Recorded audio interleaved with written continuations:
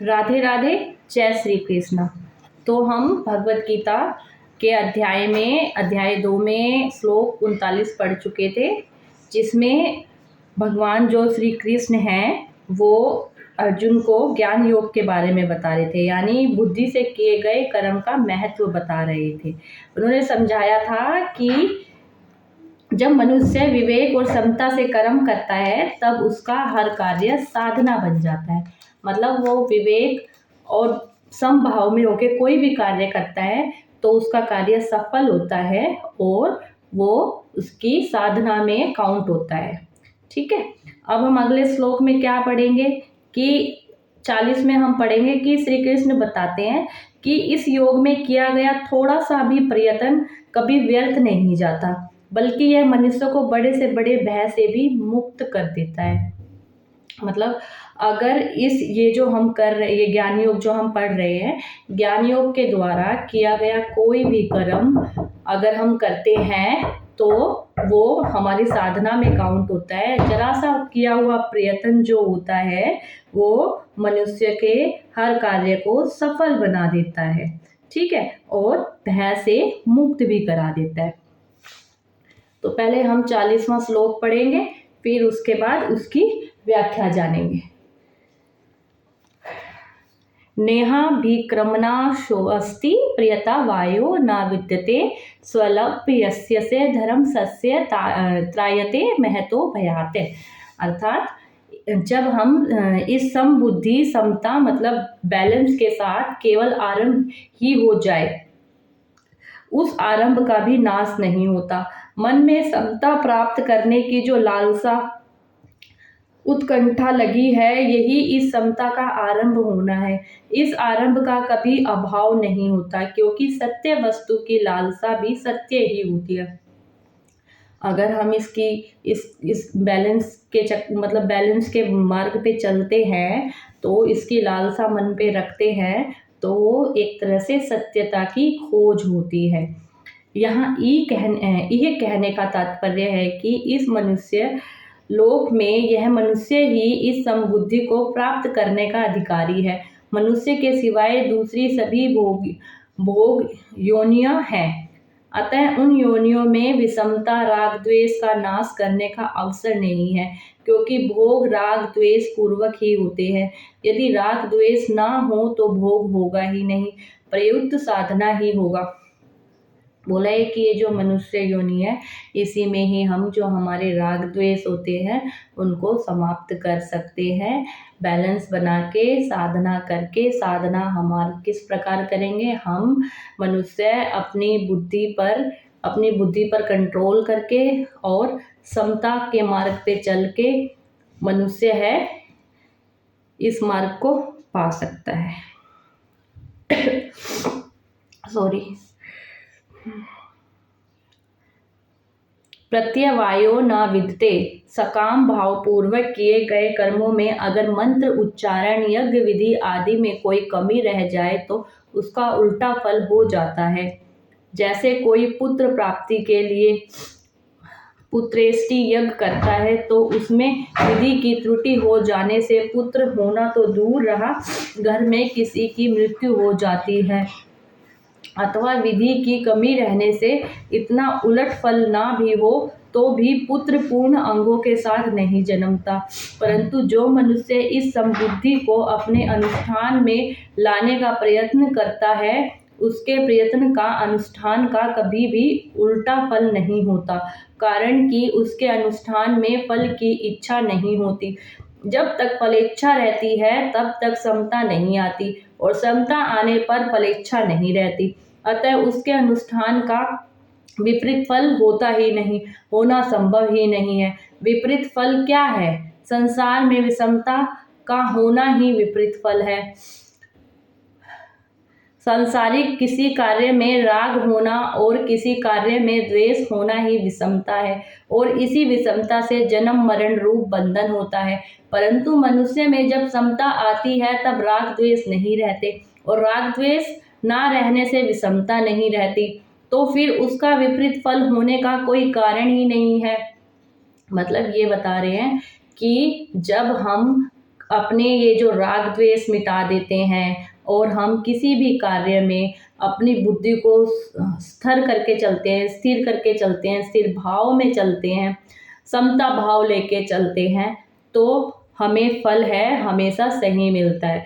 आप ये बता रहे हैं जैसे कि कोई भी मनुष्य कोई यज्ञ आदि करता है पुत्र प्राप्ति के लिए, ठीक है, तो उसमें अगर वो मनुष्य, बेशक ये कह रहे हैं कि यहाँ बताया गया है यज्ञ विधि आदि में कोई कमी रह जाए तो उसका उल्टा फल हो जाता है। अगर कोई यज्ञ कर रहा है, अगर उसमें उसकी जो उसने विधि है वो सही से नहीं करी है, थोड़ी सी ऊपर नीचे हो गई है, तो उसका उल्टा फल प्राप्त होता है। क्योंकि हमने तो मतलब पहली बात तो वो यज्ञ जो कर रहे हैं वो तो हम किसी ना किसी चीज़ की अपनी इच्छा की प्राप्ति के लिए कर रहे हैं।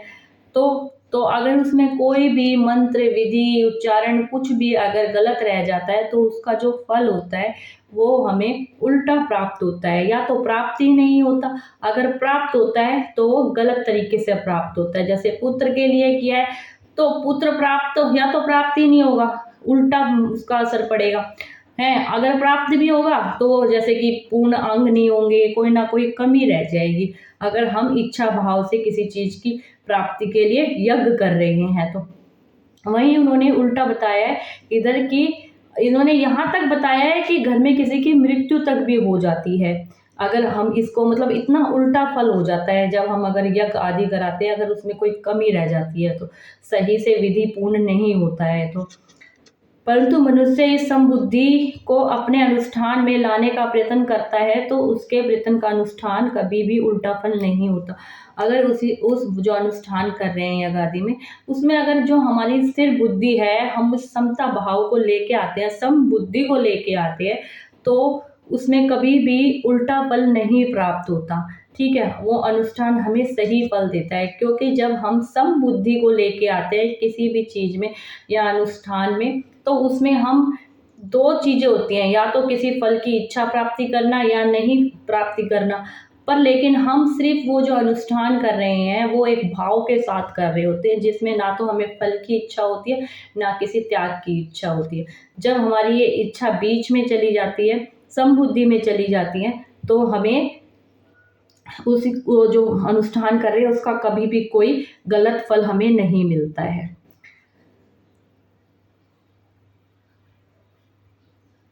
क्योंकि उसमें हमने कोई फल की इच्छा करी ही नहीं कि हमें कोई उल्टा फल प्राप्त हो, तो उसमें जो भी प्राप्त होगा वो सही प्राप्त होगा। संसार में विषमता का होना ही विपरीत फल है। अगर संसार में कोई, मतलब जैसे कि हमें समता है, सारी चीज़ जो जैसे हम चाहते हैं हमारे अकॉर्डिंग है, तो वो समता है तो वो क्या होगा, वो हमें समझ लो कि अच्छा फल मिल रहा है। पर संसार में अगर विषमता है तो विषमता है तो एक तरह से समझो कि वो विपरीत फल मिल रहा है हर चीज़ का, जैसा इंसान चाहता है तो वो नहीं है। विषमता है तो विपरीत फल है। संसारिक किसी कार्य में राग होना और किसी कार्य में द्वेष होना ही विषमता है। अगर संसार में कोई पूजा पाठ भी कर रहा है, कोई यज्ञ आदि भी कर रहा है, ठीक है, तो उसका फल कभी भी नहीं मिलता है अगर उसमें राग द्वेष, ठीक है, ईर्ष्या या फिर फल की इच्छा होती है। मतलब इस तरीके से किया गया कोई भी कार्य, कोई भी अनुष्ठान, कोई भी यज्ञ आदि कुछ भी किया जाता है जिसमें राग द्वेष हो, ईर्ष्या हो, किसी के प्रति गलत भाव हो, तो वो कभी भी हमें अच्छा फल नहीं देता है, वो विषमता ही पैदा करता है। और इसी से हमारे जो जन्म मरण के बंधन होते हैं वो बनते चले जाते हैं। परंतु मनुष्य में जब समता आ जाती है तो राग द्वेष नहीं रहता। परंतु जब मनुष्य में समता आ जाएगी कि किसी के प्रति ना तो कपट है ना ही किसी के प्रति ज़्यादा झुकाव है, जब उसमें समता आ जाती है तो राग द्वेष अपने आप ही उसके नष्ट हो चले जाते हैं और विषमता नहीं रहती, फिर उसका विपरीत फल होने का कोई कारण ही नहीं होता है। तो इसीलिए मनुष्य को कोशिश करनी चाहिए समबुद्धि में आने की। कोई भी परिस्थिति हो, कोई भी सिचुएशन हो, अगर मनुष्य उसमें समबुद्धि में होकर कार्य करता है तो वो एक प्रकार की साधना मानी जाती है। तो सबको अपनी समबुद्धि में रहने का प्रयत्न करना चाहिए। उसके लिए इंसान को जितना हो सके अपने मन पे कंट्रोल करे और किसी के प्रति गलत भाव ना लाए और अपने इष्ट देव जो भी जिसे भी आप मानते हो उसके प्रति सच्चा प्रेम और भाव लाकर उससे प्रेम करें। जब हम अपने प्रभु से प्रेम करने लगते हैं तो धीरे धीरे वो हमारे अंदर समबुद्धि की साधना उत्पन्न कर देता है। तो फिर हमारे अंदर धीरे धीरे जो राग द्वेष होता है वो समाप्त होने लग जाता है। पर इसके लिए हमें अपने प्रभु, अपने इष्ट देव, अपने भगवान के निकट जाने का डेली रोज थोड़ा थोड़ा प्रयत्न करना पड़ेगा। उसके लिए हमें उससे प्रेम करना पड़ेगा, उसको अपना मानना पड़ेगा, साथ मतलब मेडिटेशन भी करना पड़ेगा, सुबह उठ के सिमरन, मतलब किसी के प्रति गलत भाव ना लाए। इसमें समय तो लगेगा पर धीरे धीरे ये अभ्यास हमें बिल्कुल स्थिर बना देता है। स्वल्प यस्य धर्मस्य त्रायते महतो भयात्। इस संबुद्धि रूप धर्म का थोड़ा सा भी अनुष्ठान हो जाए, थोड़ी सी भी समता जीवन में आचरण में आ जाए तो यह जन्म मरण रूप महान भय से रक्षा कर लेता है। जैसे सकाम कर्म फल देकर नष्ट हो जाता है, ऐसे यह समता धन संपत्ति आदि कोई फल देकर नष्ट नहीं होती, अर्थात इसका फल नाशवान धन संपत्ति आदि की प्राप्ति नहीं होता। साधक के अंतःकरण में अनुकूल प्रतिकूल वस्तु व्यक्ति घटना परिस्थिति आदि में जितनी समता आ जाती है उतनी समता अटल हो जाती है। इस समता का किसी भी काल में नाश नहीं हो सकता। जैसे योग भ्रष्ट की साधन अवस्था में जितनी समता आ जाती है, जितनी साधन सामग्री हो जाती है, उसका स्वर्गादि ऊंचे लोकों में भी बहुत वर्षों तक सुख भोगने पर और मृत्यु लोकों में श्रीमानों के घर में भोग भोगने पर भी नाश नहीं होता। तो यही बताया गया है कि जब जिस मनुष्य में समता अटल हो जाती है तो वो फिर स्वर्ग में भी उसे ऊंचे लोकों में भी वर्षों तक सुख मिलता है, और अगर वो क्या कहते हैं नरक लोक में भी जाता है तो मृत्यु लोक में भी उसको घरों में भोग भोगने को ही मिलते हैं, उसको इतना कष्ट नहीं मिलता है। कब? जब वो समबुद्धि में आकर साधना करता है। यह समता साधक सामग्री कभी भी किंचन मात्र भी खर्च नहीं होती। मतलब जब वो इस अवस्था को प्राप्त कर लेता है तो ये कभी भी खत्म नहीं होती। प्रयुक्त सदा जो कि तो सुरक्षित रहती है, क्योंकि यह सत्य है, सदा रहने वाली है। सत्य है मतलब आत्मा से जुड़ी हुई है, सदा रहने वाली है, खर्च नहीं होएगी। जैसे आत्मा अजर है तो ये भी हमारी सत्य के रूप में इकट्ठी हो जाती है, खर्च नहीं होती। धर्म नाम दो बातों का है, दान करना, प्याऊ लगाना, अन्न क्षेत्र खोलना आदि परोपकार के कार्य करना, और दूसरा वर्ण आश्रम के अनुसार शास्त्र विहित अपने कर्तव्य कर्म का तत्परता से पालन करना। इन धर्मों का निष्काम भावपूर्ण पालन करने से समता रूप धर्म स्वतः आ जाता है, क्योंकि यह समता रूप धर्म स्वयं का धर्म अर्थात स्वरूप है। इसी बात को लेकर यहाँ समबुद्धि को धर्म कहा गया है। मतलब यहाँ पे धर्म जो शब्द है उसका उपयोग किया गया है। धर्म का अर्थात इन्होंने दो बातों में बताया गया है। एक धर्म क्या होता है, जो हम मनुष्य दान करते हैं, पुण्य करते हैं, दान पुण्य जैसे प्यासों के लिए प्याऊ लगा रहे हैं, ठीक है। अन्य क्षेत्र में जैसे कि हम लंगर भंडारा है, लोगों पे भूखे लोगों को ये करा रहे हैं, कोई परोपकार का कार्य कर रहे हैं, कोई गौ माता के लिए कर रहे हैं, कोई गरीब परिवारों के लिए कर रहे हैं, कोई गरीब कन्याओं के लिए कर रहे हैं, कोई किसी जीव जंतुओं के लिए कर रहे हैं।